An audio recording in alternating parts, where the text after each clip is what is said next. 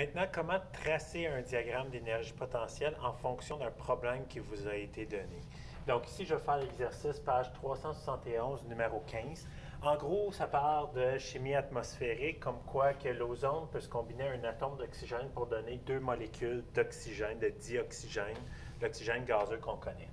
Donc, vous avez peut-être remarqué que ça ici, ça semble bizarre, un atome d'oxygène tout seul. Il ne faut pas oublier qu'on est dans la haute atmosphère. Il y a tellement peu de gaz que des gaz très instables, comme un atome d'oxygène tout seul, cognent tellement peu de particules qui arrivent à exister sous forme instable. Okay? Mais bien sûr, dans la troposphère où on se trouve, cet atome-là n'existera pas parce qu'il va entrer en contact avec d'autres molécules puis il va réagir automatiquement. Ça nous donnait cette équation-là, ça nous donnait l'énergie. Le fait que c'est négatif, on sait que c'est exothermique. Et c'est la première chose que vous voulez remarquer, parce que ça va influencer votre graphique. Un diagramme d'énergie potentielle a toujours les mêmes deux axes, c'est-à-dire l'axe des Y, qui est l'énergie potentielle, et l'axe des X, qui est l'évolution de la réaction.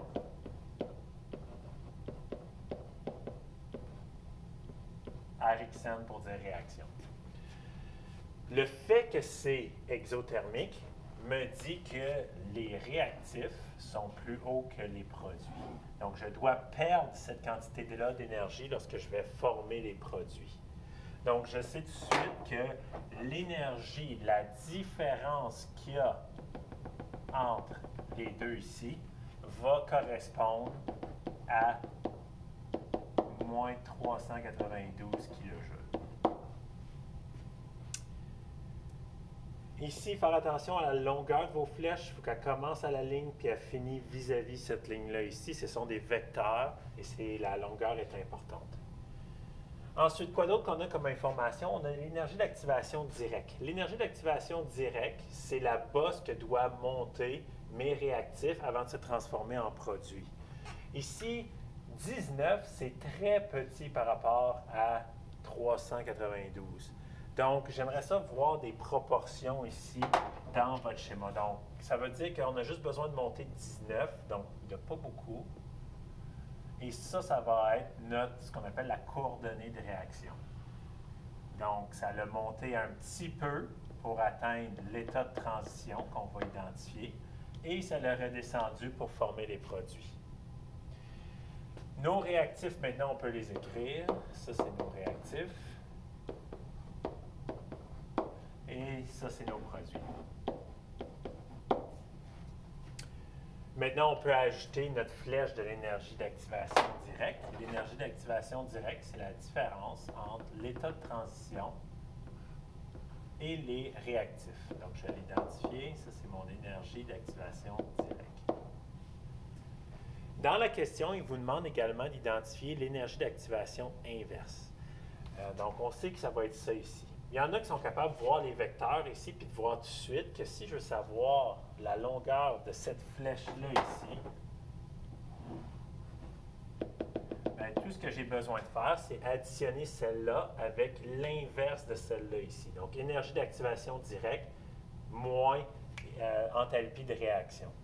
D'ailleurs, il y a tout le temps une équation et tout le temps une relation, que ce soit endothermique ou exothermique, que ce soit endo ou exo, il y a tout le temps une relation entre l'énergie d'activation directe et l'énergie d'activation inverse. Si on regarde les vecteurs ici, le bleu plus le rouge donne le noir. Donc le bleu, la réaction, plus le rouge, inverse, donne la flèche noire ici, qui est l'énergie d'activation directe. Donc, lorsque je vais réarranger pour trouver ce qui m'intéresse, moi, c'était ça ici, bien, ça va donner énergie d'activation directe moins de l'enthalpie de réaction. Cette formule-là ne sera pas donnée sur le test sur l'examen. Il faut que tu la déduis ou tu la prends par cœur pour le test pour l'examen.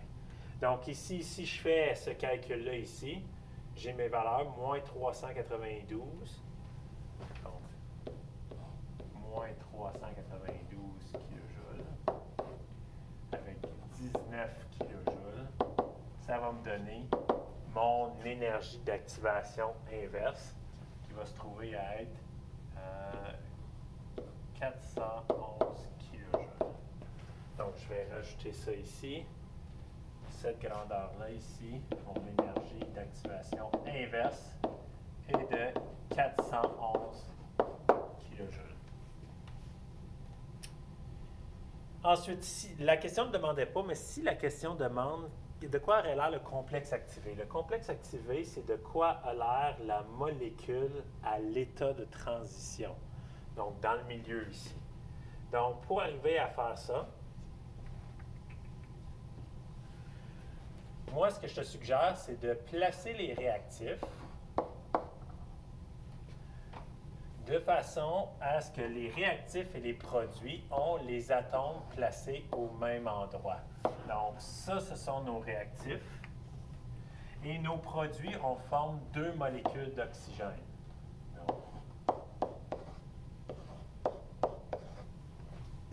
Donc, la différence entre ici et là, ce n'est pas les atomes, c'est seulement où se trouvent les liaisons. Donc, dans un complexe activé, tu as des liaisons qui sont en train de se former, puis des liaisons qui sont en train de se briser. C'est exactement ça qu'on va faire ici. Donc, dans mon complexe activé, je vais avoir les mêmes 4 atomes noirs, les mêmes 4 boules noires qui sont tout le temps disposées de la même façon. Il y a des liaisons qui n'ont pas changé. Ces deux liaisons-là, ici, étaient là au début et ils étaient là à la fin. Cependant, on a brisé cette liaison-là. Donc, ça va représenter les liaisons brisées. Et on a formé ces liaisons-là ici. Donc, on a formé de nouvelles liaisons.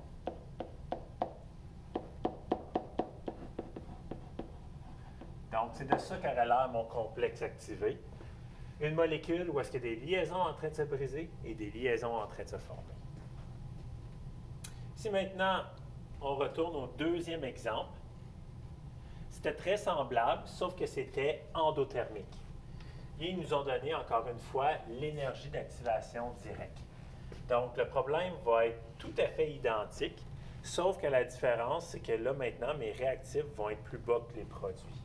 Donc, on trace encore un graphique. Évolution de la réaction. Ici, c'est l'énergie potentielle.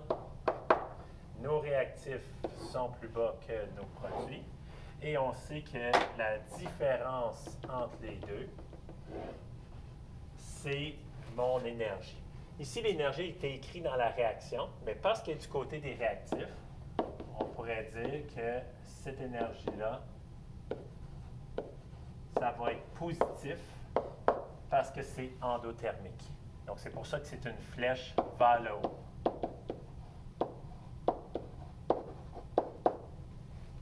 Maintenant, ils nous ont donné aussi l'énergie d'activation directe, qui est la différence entre mes réactifs et le point le plus haut.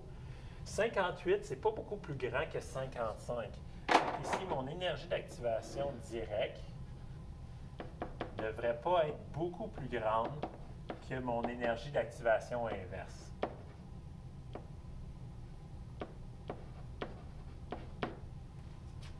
Donc, ma coordonnée de réaction, elle va avoir l'air de ça ici. Il faut que j'atteigne mon état de transition ici. Donc, je vais monter et je vais redescendre ici. Chose qui me manque, qui me reste à identifier, ce sont mes réactifs.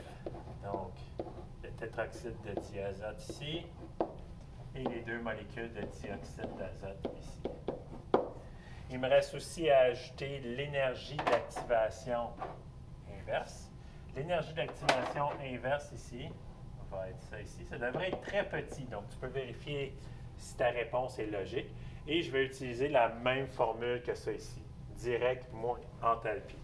Donc, si on fait ça ici moins ça ici, on va obtenir une énergie d'activation inverse de 3,3 kJ. Pour le complexe activé, ce serait la même chose ici. J'essaierai de dessiner les réactifs et les produits pour ensuite savoir où il y a des liaisons qui se forment ou où il y a des liaisons qui se brisent. Donc, disons que je décide de tracer mes réactifs et mes produits de cette façon-là. Donc, ça, c'est le tétroxyde de diazote. Et je vais finir avec les mêmes atomes.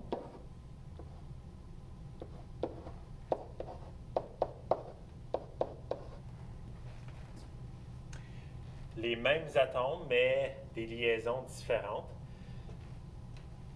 Mon mon complexe activé doit avoir les atomes placés au même endroit. Je vais redessiner les liaisons qui sont pareilles. Donc, la liaison double ici n'a pas été changée. Et la liaison simple ici, elle n'a pas été détruite non plus.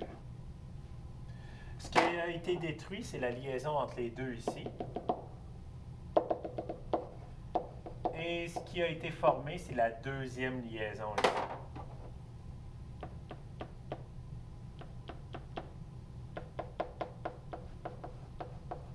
Et là, j'ai mon complexe activé.